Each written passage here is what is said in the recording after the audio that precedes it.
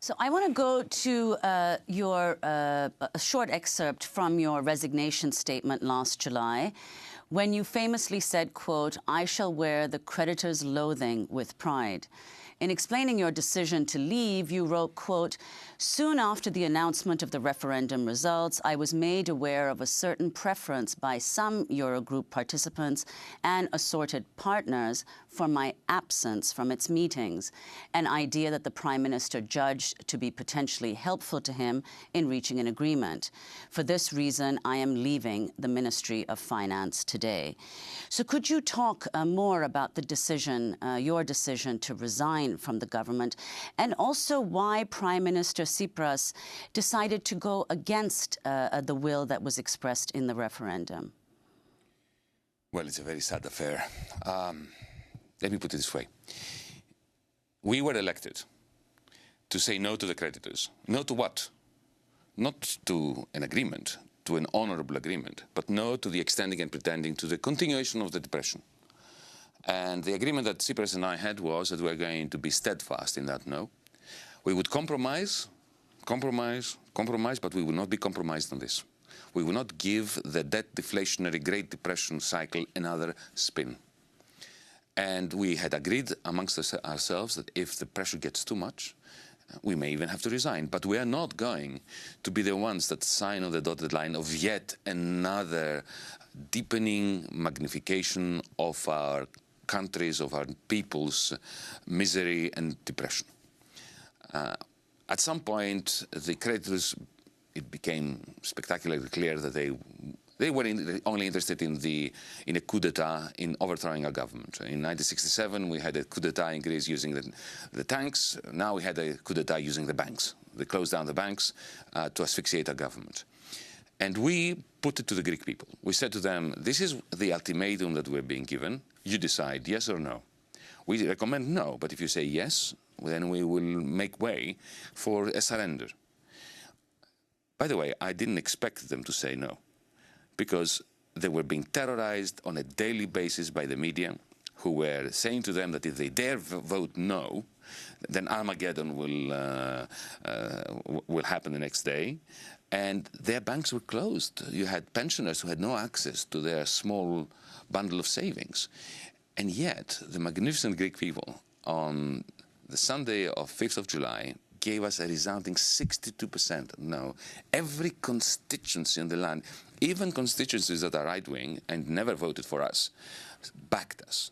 On that night, I was levitating with enthusiasm because the Greek people had energized us. My Prime Minister saw things differently. He said to me in his office that night, "It's time to surrender." I spent 2 or 3 hours trying to dissuade him. I didn't manage it. He was the Prime Minister. I was just the Finance Minister. So I decided to resign and to go back to my apartment and script this letter of resignation. That letter was the hardest text I ever had to script. Because on the one hand, I had to register my total, utter, vertical opposition with the Prime Minister's decision to surrender. On the other hand, I didn't want to write a letter that clashed with my comrade and friend. And I phrased it in such a way as to say that the creditors clearly have an interest in my removal, which is perfectly understandable, because they were simply interested in overthrowing our government and our determination to say no to another extended pretend loan. The Prime Minister thinks he's going to get an agreement, and therefore I'm going to make his life easier by removing myself. Of course, there has been no agreement. What there has been is a complete and utter surrender, and a surrender document which will go down in European history as a very black spot on Europe's democracy. You only have to read the first page of it.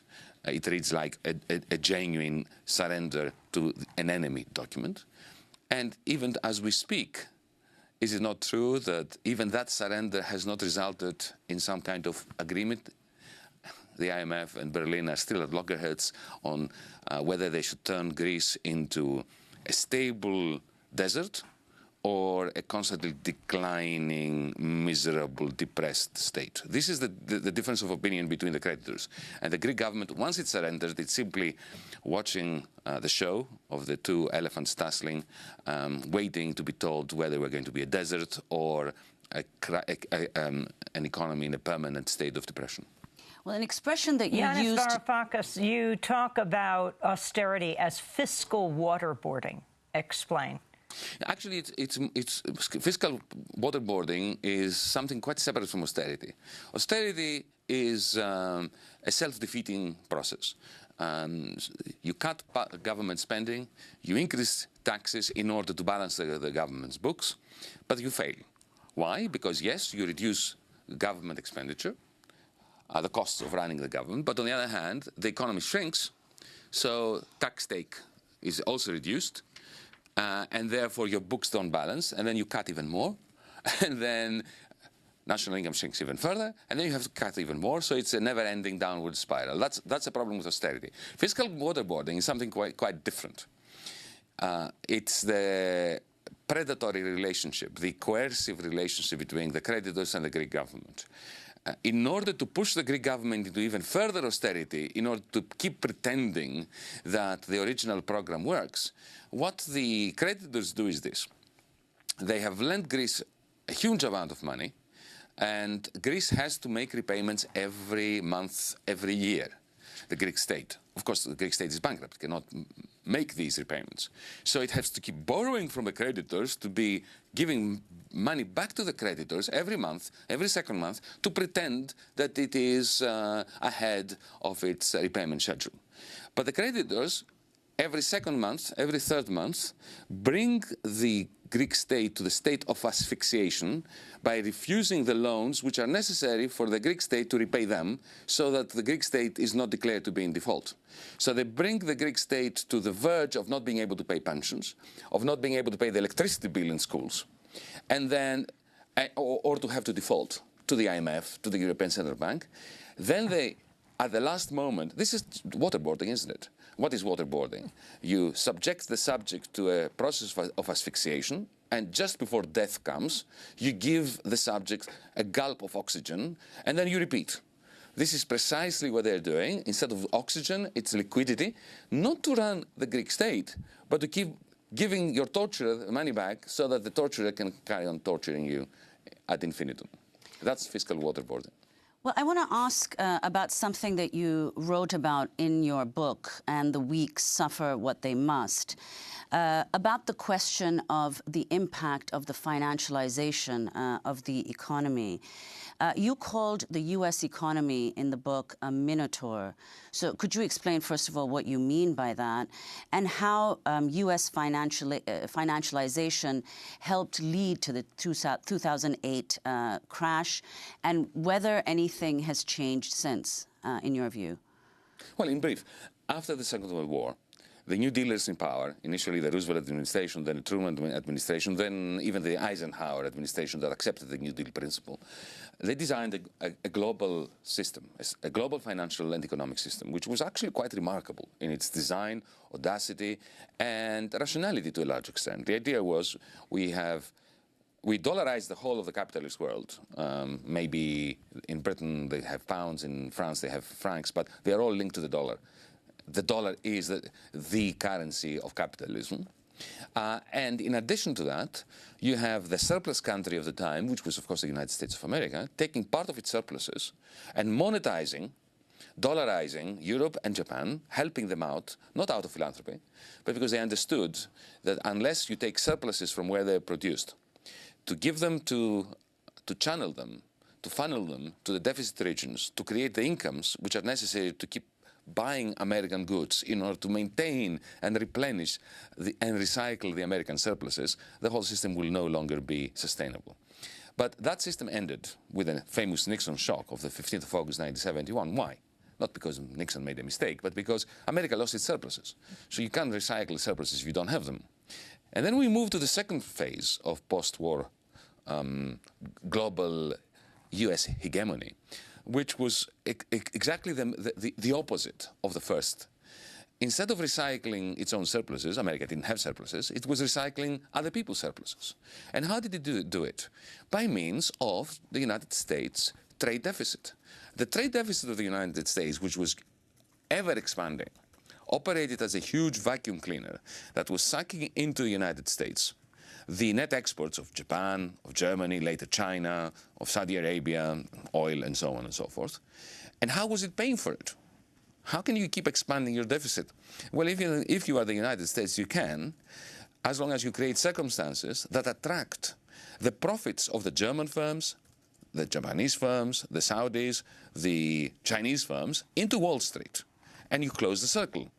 But what happens when you give Wall Street a few $billion every 10 minutes to play with? They create instruments, financial derivatives and all those beautiful toys of financialization to make it really expand exponentially and to print their own money in a sense. That's financialization. And as long as that worked to stabilize a very unstable global capitalism, we had this semblance, this illusion. Remember the great moderation of Ben Bernanke? It was the most immoderate capitalist world you can imagine, but it seemed moderate because you had this recycling. You had capital flowing into Wall Street, constantly paying for the expanding trade deficit of the United States.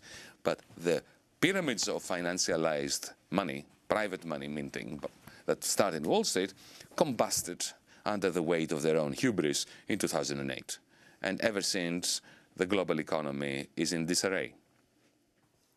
Yanis Varoufakis, I wanted to turn to a clip of your conversation that you had this week at the New York Public Library, live at the NYPL, about the response of economists to the 2008 financial collapse.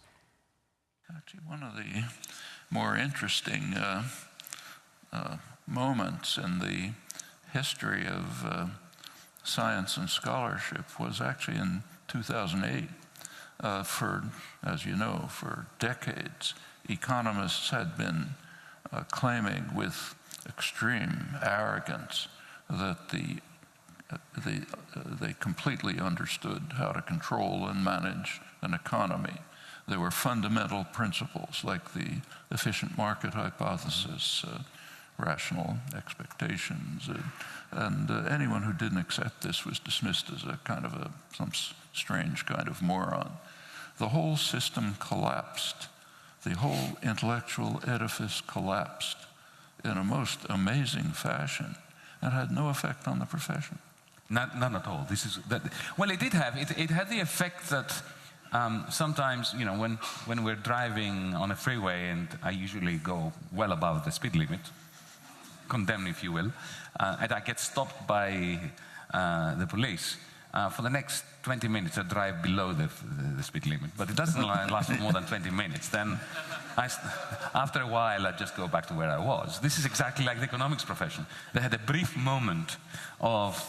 some did, but... Some. Or at least of being a bit humble and staying, keeping their heads under the parapet for a bit. But then within 20 minutes, they forgot about it and they carried on teaching the same rubbish to their students. That's the former finance minister of Greece, Yanis Varoufakis, speaking with MIT professor emeritus Noam Chomsky earlier this week at the New York Public Library.